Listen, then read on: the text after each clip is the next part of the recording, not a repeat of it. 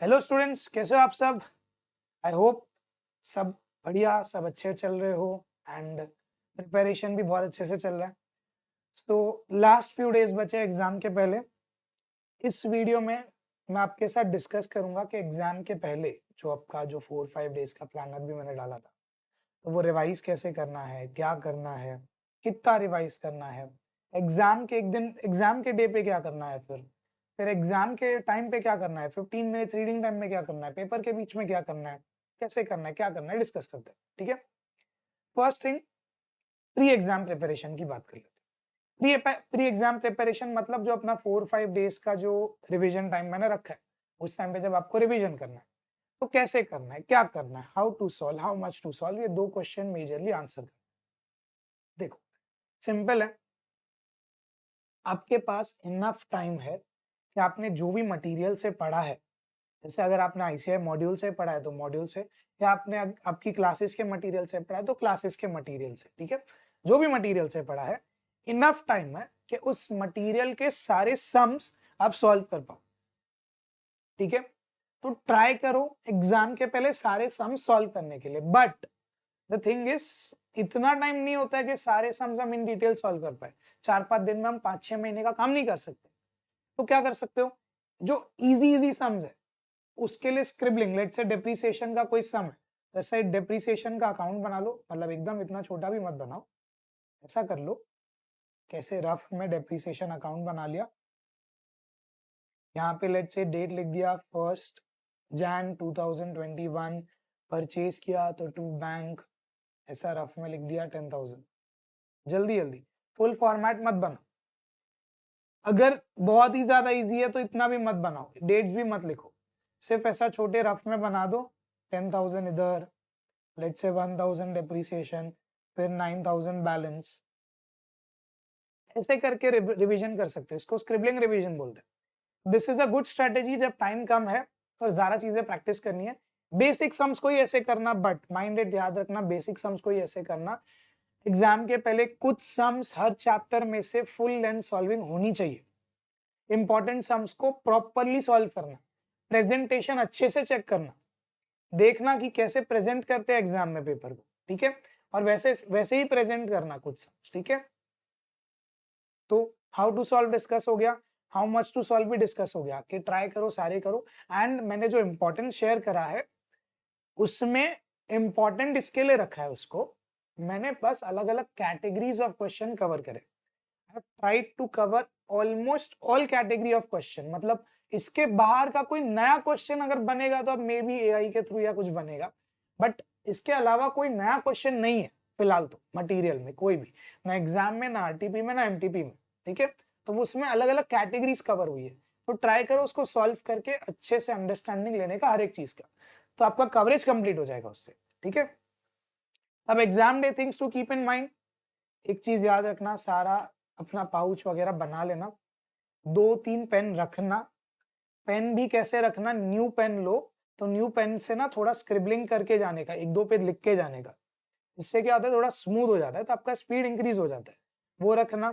उसके अलावा हाँ, ध्यान रखना कोई उसमें चिट्स विट्स ना हो, कुछ हो तो निकाल देना, अगर कुछ पुरानी पड़ी हो तो निकाल देना। 2 कैलकुलेटर रखना, एक प्रॉपर आप जो यूज कर रहे हो अब से वही यूज करना, एग्जाम में वही प्रिफर्ड है, जो यूज किया, जिसपे हाथ फिट है, जिससे आपकी स्पीड बेस्ट है, वो कैल्सी तो रखना, उसको हाथ में रखना। दूसरा कैल्सी मे बी स्पेयर के लिए नहीं है तो कोई सस्ता वाला खरीद लो स्टेशनरी से, के चल जाए, ठीक है। तो एग्जाम में जरूरत पड़ी, अगर आपका ओरिजिनल कैल्सी बंद हो गया तो उसको रिप्लेस कर पाओगे, वरना पैनिक कर जाओगे तो पेपर गया। साइकोलॉजिकली ही आपको डिफीट करना है पेपर को, इंपॉर्टेंट थिंग है, तो पैनिक नहीं होना है, उसके लिए सारा प्रिपरेशन करके जाना, ठीक है। तो 2 कैल्सी रखना। अच्छा, मेरे ख्याल से जितना मेरे को याद है, हमारे टाइम पे भी ऐसा होता था कि 2 कैल्सी आप बेंच पे नहीं रख सकते, एक कैल्सी वो लोग अपने पास रखवा देते हैं, तो दूसरे कैल्सी पे कुछ मार्क या कुछ बॉक्स में रख देना, या मे बी कुछ यूनिक लेना, ऐसा कुछ कर देना, तो वो वहां पे रहेगा तो सिक्योर रहेगा, ठीक है। उसके बाद अब एग्जाम में बैठ गए, पेपर हाथ में आ गया, 15 मिनट्स रीडिंग टाइम मिला है, क्या करोगे उसमें, कुछ सॉल्विंग दिमाग में सोचने लग जाओगे क्या? नहीं, बेवकूफी मत करना। पहले तो क्वेश्चन 1 मत रीड करो स्टार्टिंग में 15 मिनट में, ठीक है। पहले क्या करना है, सुनो मेरी बात। क्वेश्चन 2, 3, 4, 5, 6 रीड करना है, उसमें से डिसाइड करना है कि कौन सा क्वेश्चन अटेम्प्ट करोगे और उसका सीक्वेंस डिसाइड करना है। दो चीजें, कौन सा क्वेश्चन अटेम्प्ट करना है वो और उसका सीक्वेंस। अब कौन सा क्वेश्चन अटेम्प्ट करोगे कैसे डिटरमाइन करोगे? ट्राई करो पहले तो जिस पे जो चैप्टर पे तुम्हारा बेस्ट ग्रिप है वो चैप्टर्स के क्वेश्चन ढूंढ लो। लेट्स से जैसे डेप्रिसिएशन किसी को पसंद है, इन्वेंट्री पसंद है, बीआरएस पसंद है, वो चैप्टर पेपर में ढूंढ लो ऊपर ऊपर से, ठीक है। अब उनके क्वेश्चन को भी स्कैन करो, क्या ये कुछ फेमिलियर चीज है जो मैंने करी है, ठीक है, तो मे बी मैं उसको अटेम्प्ट कर सकता हूँ। ऐसे करके सॉर्ट आउट कर लिया, ठीक है।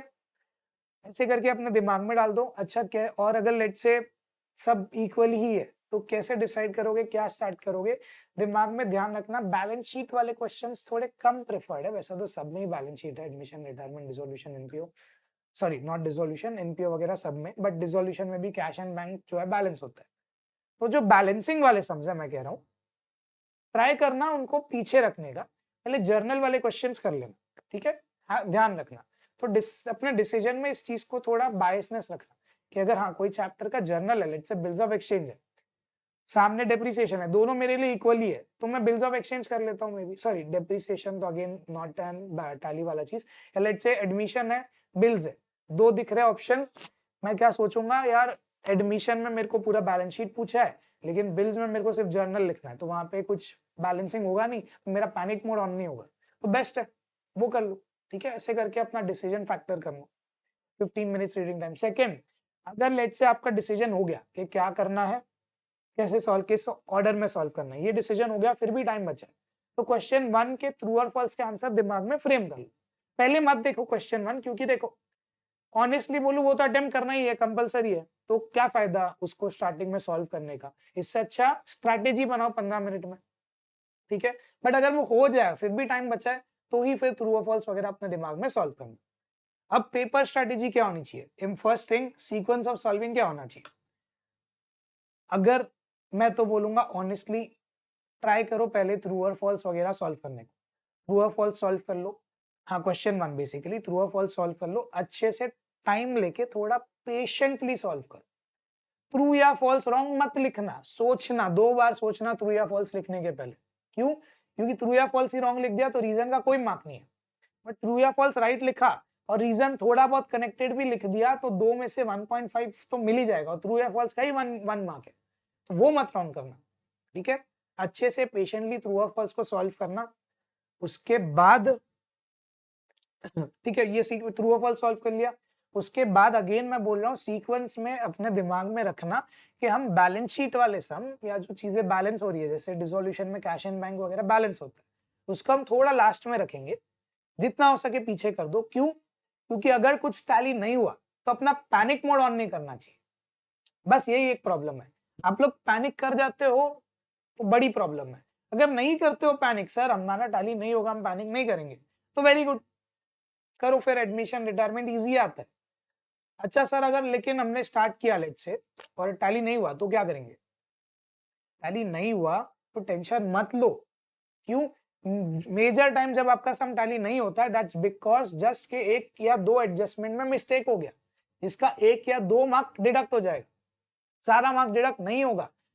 सीए फाउंडेशन में स्टेप वाइज मार्किंग है, ध्यान रखो। इट्स नॉट के बैलेंस शीट टैली होगा तो ही फुल मिलेगा वरना जीरो, ऐसा नहीं होता है।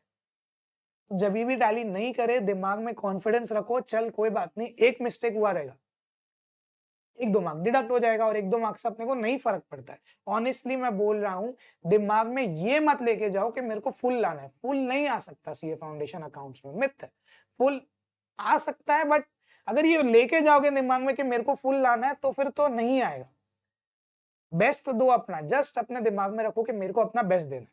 अच्छा अगर कोई क्वेश्चन सॉल्व करते करते अटक गए, नहीं आ रहा है, क्या करोगे आप? छोड़ देना उस टाइम पे, जरूरी नहीं है जो स्टार्ट किया वो खत्म करना है, नॉट नेसेसरी, छोड़ दो, आगे के क्वेश्चन सॉल्व करो। बाद में अगर लगता है कि वो सॉल्व हो जाएगा तो उसको कर लो, नहीं लगता है, लेट्स से ये लगता है कि यार ये सॉल्व नहीं होगा बट जो दूसरा मैंने ऑप्शन में रखा था वो शायद हो जाएगा, तो उसको सॉल्व, उसका सॉल्विंग स्टार्ट कर दो। अगर वो सॉल्व हो जाए लास्ट में तो इस पे आके क्रॉस मार देना, कैंसिल कर देना उसको, ठीक है। ऐसे करके जाना, दिमाग में अलर्टनेस रखना, पैनिक मोड ऑन नहीं होना चाहिए। एक भी चीज रॉन्ग हुई सीधा पैनिक ऑन हो गया तो गए, खत्म हो गया। ठीक है, next, time for each question. Time for each question simple है, 180 minutes 100 marks, that is 1.8 minute per mark. 1.8 minute per mark, तो 10 मार्क का क्वेश्चन है तो you can allot 18 to maximum 20 minutes. 5 marks का क्वेश्चन है तो 9 टू मैक्सिमम 10 मिनट्स। 15 मार्क्स का question है तो कितना, 27 टू मैक्सिमम 30 मिनट्स, इतना ही अलॉट हो सकता है। मैं अपर रेंज पे क्यों रख रहा हूँ, क्योंकि ट्रू और फॉल्स में थोड़ा टाइम सेव होगा। ठीक है, अच्छा और सर थियरी क्वेश्चन नहीं आती है तो पहले अटेम्प्ट करें? नहीं, पहले लेट्स से क्वेश्चन 1 स्टार्ट किया, ट्रू और फॉल्स लिख दिया, लेकिन उसकी जो थियरी वो नहीं आती, उसके लिए जगह छोड़ दो। कितना जगह छोड़े सर? एक पेज छोड़ना, क्या फर्क पड़ता है, एक पेज छोड़ देना, फिर उसका नेक्स्ट प्रैक्टिकल वाला पार्ट आता है तो वो सॉल्व कर लेना। ठीक है, ऐसे करके सॉल्व करना, ऐसे करके डिसाइड करना। बाद में जब पेपर हो जाए तब आ जाना थियरी पे। हो सकता है तुमने जब प्रैक्टिकल सॉल्व किया हो उससे कनेक्शन में तुमको कुछ मिल जाए, तो हो सकता है थियरी बाद में बेटर हो, और नहीं हो तो भी बाद में तो कुछ ना कुछ तो फेंक के ही आना, छोड़ के मत आना। इंपॉर्टेंट है, 100 मार्क्स का सॉल्विंग होना चाहिए। 100 मार्क्स का सॉल्विंग नहीं किया तो फिर ऑनेस्टली बोल रहा हूँ वेस्ट है। क्यों नहीं सॉल्व करना 100 मार्क्स का? 100 मार्क्स का सॉल्व करना है, दिमाग में ध्यान रखना, तो हमेशा हर सम को सॉल्व करते टाइम घड़ी रखना, ट्रैक करते जाना कि कितना टाइम हुआ। लेट्स से 5 मार्क का सम है, 5 मिनट हो गया, क्या मेरा आधा हुआ? नहीं हुआ, स्पीड बढ़ाऊंगा मैं। 10 मार्क का क्वेश्चन है, कितना टाइम है मेरे पास? 18 टू 20 मिनट्स, 10 मिनट हो गया, क्या आधा सम हुआ? नहीं हुआ, स्पीड बढ़ाऊंगा मैं। स्पीड बढ़ाने से भी सर कुछ नहीं हो रहा है, मेरी स्पीड उतनी है, तो कुछ वर्किंग नोट स्किप कर सकता हूँ, दिमाग में आएगा कि हाँ ये वर्किंग नोट इतना नेसेसरी नहीं है, इसको मैं ब्रैकेट में डाल देता हूँ। शॉर्टकट यूज करने जाना। क्या एग्जाम में शॉर्ट फॉर्म्स यूज करना अलाउड है? वैसे तो नॉट अलाउड है, बट अगर तुम स्लो हो तो शॉर्ट फॉर्म्स यूज कर देना। शॉर्ट फॉर्म्स का ज्यादा मार्क्स डिडक्ट नहीं होगा, होगा बट ज्यादा नहीं होगा। अगर तुम स्लो हो तो शॉर्ट फॉर्म्स यूज कर लेना। थोड़ा बाद में, इसके लिए मैं बोल रहा हूँ, और ये टैली वगैरह सम वाले जो बाद में करोगे, अगर उसमें तुमको लगता है कि टाइम कम है अब मेरे पास, तो शॉर्ट फॉर्म्स यूज करके सम कंप्लीट करने पे ध्यान देना, क्योंकि शॉर्ट फॉर्म्स की वजह से जितना टाइम सेव होगा ना, उसमें एक और क्वेश्चन अटेम्प्ट हो जाएगा और तुमको इंक्रीमेंटली ज्यादा मार्क्स मिलेगा। ठीक है, तो अपने को पूरा पेपर सॉल्विंग करना है। सिली मिस्टेक्स को अवॉइड करोगे, कैसे करोगे सर? आपके लिए बोलना तो इजी है, मैं एक चीज बोलूंगा, जब एक क्वेश्चन अटेम्प्ट कर रहे हो, just be in that question. ये मत सोचना कि यार ये गया पिछला क्वेश्चन, ये तो फालतू हो गया, ये हो गया, मत। कॉन्शियसली अटेम्प्ट करो, alertness should be at its peak. हर एक क्वेश्चन पे अलर्टनेस होना चाहिए, उस क्वेश्चन की एक एक डिटेल पे अलर्टनेस होना चाहिए। अगर तुम ऐसे स्टूडेंट हो जिसको 2 से 5 के बीच में नींद आता है, चाय पीना रहता है, कॉफी पीना रहता है, पहले चाय या कॉफी पी के जाओ, अलर्टनेस रखना। ठीक है, ध्यान रखना, फालतू मिस्टेक मत करना, एंड कॉन्फिडेंस रख के जाना इंपॉर्टेंट चीज है।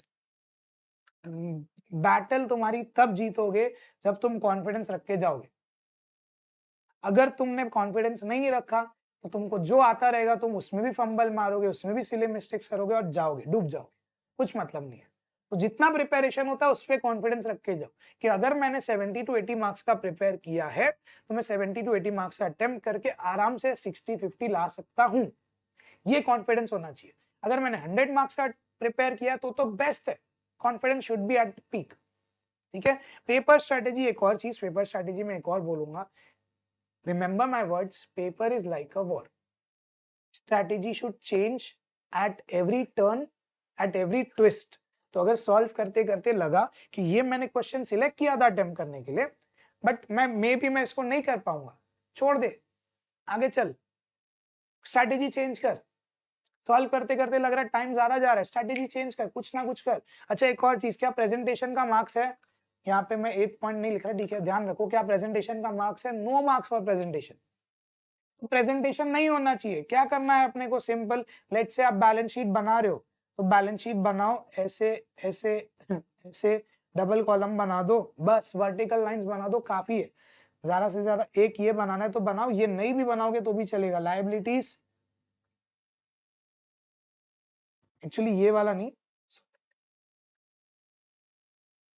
एक मिनट, ये वाला, ये लाइन बना दो, ऐसे ऐसे और ऐसे करके स्क्रिबल कर दो, तो तुम लोग का यहाँ पे सॉल्विंग हो जाएगा। लाइबिलिटीज एक लाइन में बनाना ऑब्वियसली, और असेट्स अमाउंट रुपीस ऐसे करके सॉल्विंग कर देना। मतलब मैंने काफी रफ लिखा है, बट तुम लोग लाइंस ड्रॉ करना, सिर्फ वर्टिकल लाइंस रिक्वायर्ड है, हॉरिजॉन्टल लाइंस रिक्वायर्ड नहीं है, ठीक है, ये चीज ध्यान रखना। And finally best of luck, time waste मत करना फालतू, अब पढ़ाई पे ध्यान देना, ठीक है, चल बाय।